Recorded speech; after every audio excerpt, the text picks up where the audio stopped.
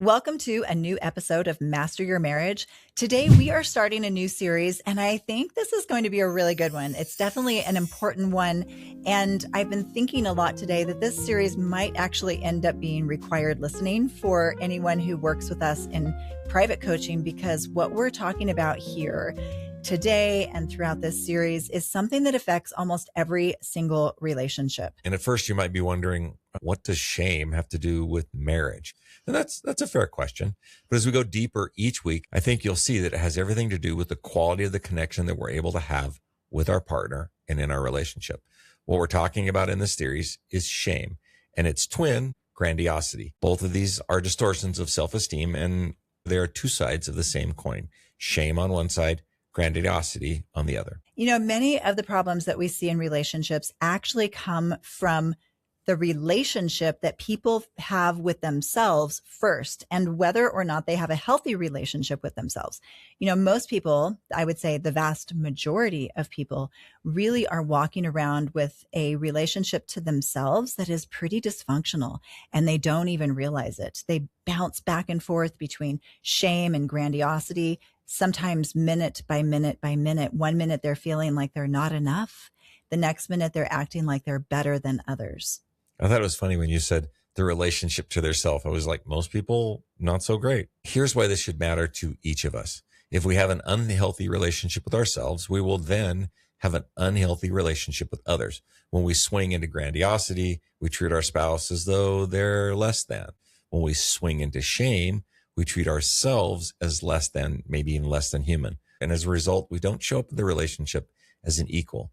We either collapse or sometimes we just disappear because we're shrinking in shame. And the bottom line really is this, that we cannot have real closeness or real safety or real intimacy in our marriage unless we can have real self-esteem. And by real self-esteem, I don't mean the kind of self-esteem that comes from external things like achievements or status or appearance or in the way that we're performing. I'm talking about something that's much, much simpler and basic, but also much harder. One of the things that we hope that you know about us by now is that we came from a background that was just as dysfunctional as the one that most of you have had as you were raised. And the things that we share with you are tools and concepts that we use in our marriage every single day. And on the days we mess up and we don't use our skills, which for me seems to be too often, we look and act just as immature as you might in your relationship. We've just been doing this for a while. So we have fewer and fewer bad days, and we're stacking those good days together, which is what I like to call that. But there was a time, and I will just speak for myself here, when I did not have a healthy self-esteem. My self-esteem would bounce all over the place, sort of like the stock market in the 1930s. Up and down. Up and down. Mostly down. And I bounced back and forth between shame and grandiosity. I was really hard on myself internally whenever I wasn't perfect. I think you could probably relate to that. That's really common. Most of us have a hard time with our inner critic, but I also could quickly redirect that contempt and that harshness outward onto other people when they weren't perfect. Sort of like sitting up here looking down my nose at other people as though they were less than, or looking down my nose at Robert as though he were less than human. And this was something that really hurt our relationship, our marriage, for many, many years. Yeah. And you think about the pieces of your marriage when you feel that your partner thinks of you, I don't know, like the dirt on the bottom of their shoe. It doesn't breed closeness. But let's backtrack and just talk about what real self-esteem actually is and what most of us are living with instead. Healthy self-esteem is greatly misunderstood and actually quite rare in our culture. The word esteem means to regard as. It's how we esteem or regard ourself. Healthy means that we esteem ourselves as equal to every other living, breathing human being on this planet.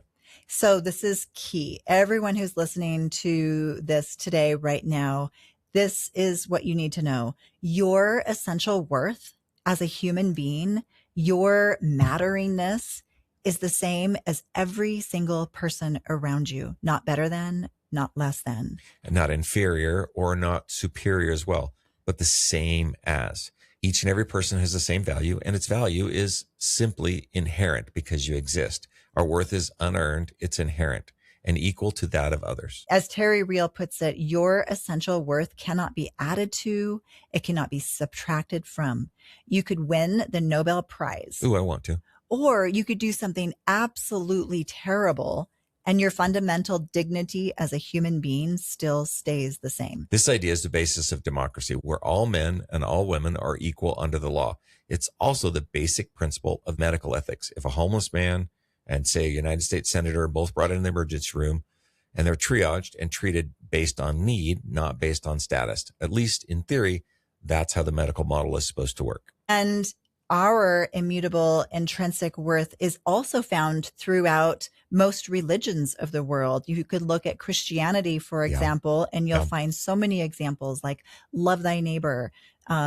Galatians, Paul says there's neither Jew nor Gentile, neither slave nor free, nor is there male or female, for you are all one.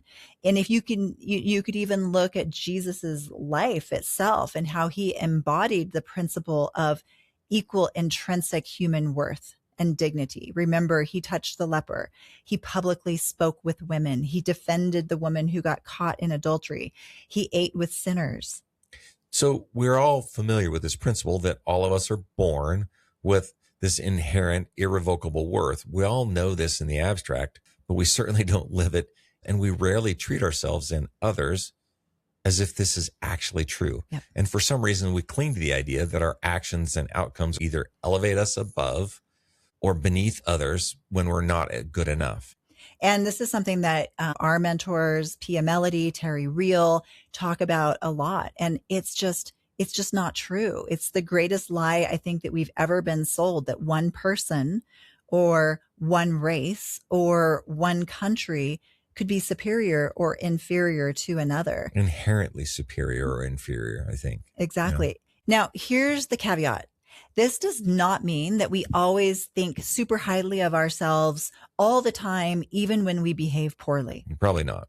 If you behave well in situations and you feel good about yourself, great. But if you act like a jerk, you probably should feel at least a little bit terrible. But here's the key. Feel terrible about your behavior, not terrible about who you are as a human being. Yeah, that's true. There's this principle that we believe in, and I think it might have originated from Dr. Benjamin Spock, if you guys remember him. He was a pediatrician. And so before him, maybe the parenting model would be shame on you. You're a bad boy or a bad girl. But Dr. Spock taught parents when disciplining children to separate their behavior from the person who the child was. And often we say in our coaching, people are not their behaviors.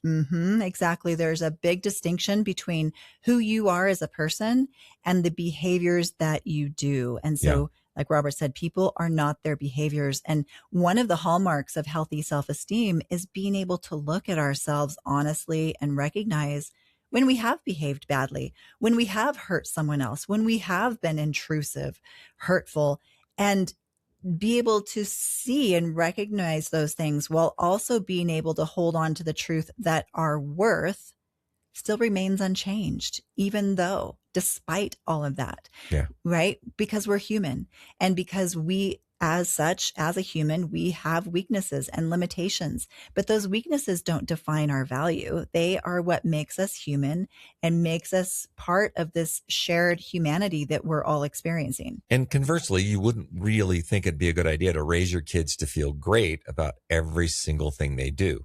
That's false empowerment, and it leads to self-esteem disorder that we'll be talking about more in a moment, called grandiosity. So having healthy self-esteem means being able to be accountable, but as we do so, we still need to hold ourselves in warm regard. I am a person of value and worth who has screwed up and made a mistake. I am not the sum of my bad mistakes. Which is really what that is just remorse. And we need to have remorse. That's an important characteristic. That's that guilt that we feel when we have done something hurtful. That's what allows us to get up, to brush ourselves off, to learn from that mistake, and to figure out what we want to do next time to be a better version of ourselves. So if you don't have that, if you don't feel bad about your mistakes, you become grandiose, and to certain extremes, when you carry that all the way out, it ultimately is a sociopath. On the flip side, there's taking our mistakes and turning all of that into this great big giant personal attack where we're internalizing it.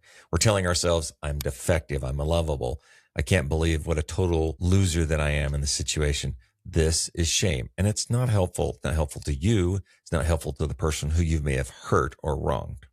So let's kind of backtrack again. There are two self-esteem distortions. The first distortion is shame, which is less than, inferior, not enough. But the other self-esteem disorder is the one that people really don't talk much about. It's the flip side of the coin. It's the opposite of shame. Rather than feeling less than or inferior, it's a feeling of, oh, I'm better than you, or I'm superior. The technical term for this disorder is grandiosity, which we also call in the podcast one-up. And Terry Real describes grandiosity as kind of like sitting on your throne, looking down your nose, kind of stretching your neck out, looking down at other people, or looking down your nose at the rules, because of course you're entitled, and the rules don't apply to you. The rules don't apply to you. You're kind of above it all. And, you know, if you took a piece of paper right now to illustrate this, drew a line from the top of the paper to the bottom of the paper, this vertical line, self-esteem, would actually rest right in the middle of that line. And everything above that point is the spectrum of grandiosity, which can go in a spectrum all the way up to narcissism. And everything below the middle is the spectrum of shame, starting with probably embarrassment and leading down to depression and self-loathing or self-hatred.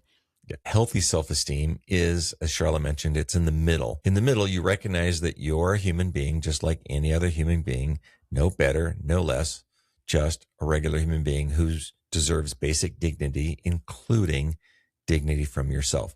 You're able to esteem yourself and hold yourself compassionately, even in the face of your humanity, which I like to say is your screw-ups, your imperfections, the dumb things that you say. And you can have remorse while still holding on to the fact that your behavior is not who you are. And let me tell you, being able to kind of put our arms around our imperfect selves without going into judgment or shame is really not an easy thing to do. I was going to say, I don't know that happens very often. And that's probably because we tend to hold ourselves in the way that we were held growing up. So think about that. A very, very small number of us were raised in loving families that taught us the meaning of real self-esteem, the meaning of value. Homes where our worth or lovability wasn't tied to performance. It wasn't tied to attributes. Homes where we were loved despite our imperfections. But at the same time, also homes where those imperfections weren't whitewashed either. You were still held accountable while teaching you that you still had this infinite worth.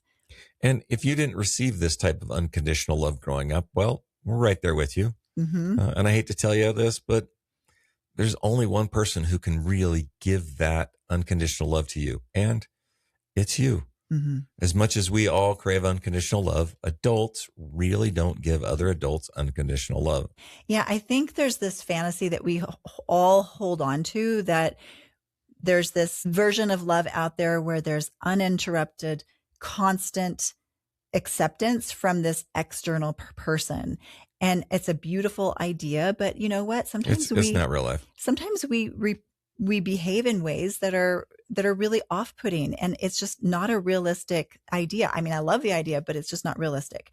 So in the following episodes in this series, we're going to teach you how you can give this unconditional love to yourself in a way that is consistent, even when you're not showing up as your best self. And we're going to teach you how to stop living in this one up, one down world, bouncing back and forth like a ping pong ball. You know what I'm talking about? When you're in a room and someone fitter or younger or makes more money or has a better position, they walk in and suddenly you start to feel a little less than about yourself, maybe terrible about yourself. And you start oscillating between this one up and one down kind of a thing. So I have a funny story about this that I want to share. And this was something that was relayed to me from a friend a number of years ago. A friend of mine was standing in a security line, and I think it was in Hawaii at the airport. They were just back from Hawaii, if I remember right. And he was kind of eavesdropping on a conversation this couple was having that was standing beside him. And they were talking about this incredible vacation that they just had and how they couldn't wait to come back and how before their next trip, they were going to lose weight and get stronger and come back in the best shape of their life. And just about then, another couple enters the line. This couple, probably younger, definitely tanner, definitely a lot more muscular, fitter, all the things that they had pretty much just declared that they wanted. And immediately that first couple starts going into shame, maybe a little bit of embarrassment. But then the next thing out of their mouth as they were talking was to gossip about the fit couple. Yeah, but look at that guy. He's obviously some sort of gym rat. He probably doesn't even have to have a job. He probably doesn't have to work. He's probably some trust fund baby. If I didn't have to work, I could look like that. What a meathead. And look at her. What a bimbo. I bet she doesn't have a brain cell in her head. Just back and forth, bouncing between shame and grandiosity, feeling maybe a little embarrassed about themselves, a little shameful, to jumping up on their throne, looking down their nose at other people. And this is what we do, isn't it? Almost sentence by sentence, we can go up, down, up, down. This is what our first consciousness does, that automatic knee-jerk reaction that we all have. And until we can learn how to bring ourselves back into center, back into healthy self-esteem, we're going to continue to bounce like that. And that is what this entire series that we're putting together is going to help you to do. So I just had this image of, remember the little handball courts as a kid had like concrete walls on each side with, concrete back.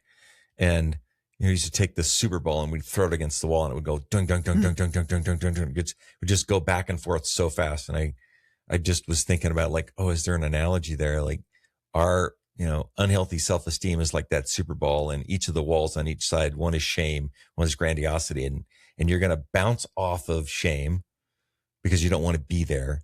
And you're going to bounce over to grandiosity because shame doesn't feel good. And then it feels good up in grandiosity, but then immediately you're bouncing right back down to shame. You're just going to keep going back and forth about as fast as that Super Bowl. Exactly. Maybe one of the most important takeaways from this episode is you will not find real self-esteem outside of you. This Western culture has vastly indoctrinates us to look for self-esteem outside of ourselves. So that we're supposed to look for acceptance everywhere else. And there are basically three different types of outside in self-esteem that really deceive us. The first is performance-based self-esteem. And performance-based self-esteem says, I have value and I have worth because of what I can do. It's substituting my self-esteem for my achievements. I have a large net worth because I have a very important job and I make a lot of money. Because I can land this client. I'm a great salesperson. I'm a great lover. So basing your self-esteem on performance is very brittle. It's weak, and it's only as good as your last big win. And it's a really anxious way to live. Yeah. It's a very competitive bounce, bounce, bounce, like Robert just said, one up, one down life. And you know what? I think a lot of us live this way because a lot of us grew up in performance-based homes where we would get our self-worth from our grades, from getting on the best soccer team, baseball team, by getting into the best schools or the best colleges or graduating with the highest honors in the school. And we would compare, and our parents would often participate in this, comparing our performance to the other kids and to the other families. Yeah. And there's that happens, right? It happens. The second time of outside in self-esteem is I have worth because you think I do. This is where we substitute real self-esteem with other people's opinion of us. As long as other people, like my spouse or my friends or my coworkers, continue to give me a flow of love with regard, life is good. But the minute you frown at me or you don't laugh at one of my jokes, my self-esteem comes crashing down. It's like life support, where other people have to feed us so that we can feel good about ourselves. I like to call this the online life support as well. Like, oh, I didn't get clicks or likes. I didn't have people following me, and now I don't feel good about myself. And the third type of this outside in self-esteem is attribute-based self-esteem. So these are your attributes that give you a false sense of self-esteem. I have money. I have a trophy wife. I have one of those. I live in the most desirable neighborhood. I drive the best cars. My kids go to the best schools. I'm muscular. I'm skinny. I'm young. I'm fit. The world, especially the market, The online world. the online world is constantly selling to attribute-based self-esteem. If you buy this, you're going to feel good about yourself. But none of these things have anything to do with who you are as a human being. I love that. None of these things and any of these outside-in self-worth models have anything to do with your inherent value as a human being. That's right. Because as we mentioned earlier, everyone's value is inherent. It can't be given nor taken. Yes. So this may be landing with you, and you might be wondering, man, like, what can I actually do about this? We're going to spend most of the series going deep into practical tools, how to work with shame when it shows up, how to catch grandiosity before it takes over, and how to build something more stable and kind inside of yourself, which in turn helps you have a more secure and honest relationship, not only with yourself, but with your partner. So today we want to give you the very first move, because as we always say, you can't change what you can't see. Yep. And most of us have been living with this. What kind of ball is it? Super Bowl. A super ball, bouncing nonstop our whole lives, and having this outside in way of holding ourselves for so long that we don't even notice when this is even happening anymore. Okay. So the first practice is to simply wake up. For the next week or two, we want you to keep a very simple noticing journal. It's not a big production, just a few lines about when you catch your internal state shifting, especially when you're around your spouse or other people. Yeah, I like to say, who are you and who do you become when you're around other people? Yep. And how does that change when a different person walks into the room? And here's some of the things you're going to want to track in your journal. You want to look at, okay, something just happened. What was it that just happened? And what was the trigger that prompted this situation? And then the second thing is, and this is really important, what did you notice in your body first? This really matters. Did you notice your chest tighten? Did you notice your stomach drop? Did you feel hot? Did you feel small? Did you feel like you wanted to disappear? Did you feel like you wanted to fight? The body often gives us the signal before the story in our head ever even takes over. And then you also might want to journal, what was the emotion that was underneath all of that? Maybe it was shame. Maybe it was embarrassment. Just, again, doesn't have to be a big production here. Just journal on some of these things. And that's it. No fixing, no judgment, just noticing what's actually happening in your body. And you might be asking, why is paying attention to my body and how I feel so very important? It's a good question, because if you can catch the shift in your body before the shame story or the grandiosity story sort of takes over and ultimately convinces you that your partner is the problem, right, you've got a much better chance of staying present, of staying same as staying equals. And the body is often the earliest warning system that we have. So that's why paying attention to it matters. Also, pay attention to the harshness this week, both the harshness that you turn on yourself and the harshness that you turn on your partner.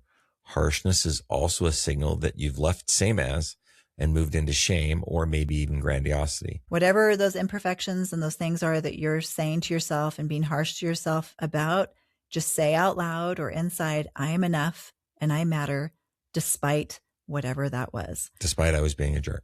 Whatever that was.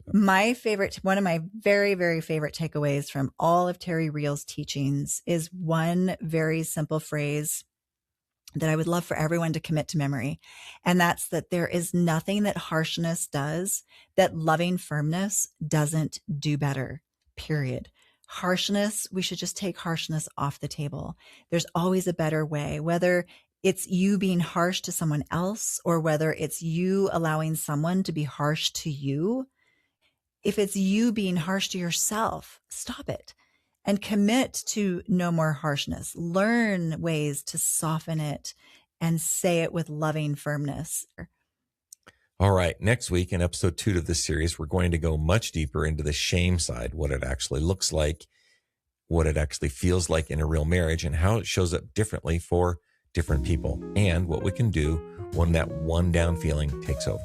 We're so grateful you spent this time with us today. If this episode was helpful, we would be grateful if you left a comment and a review and shared this episode with someone who might need to hear it today.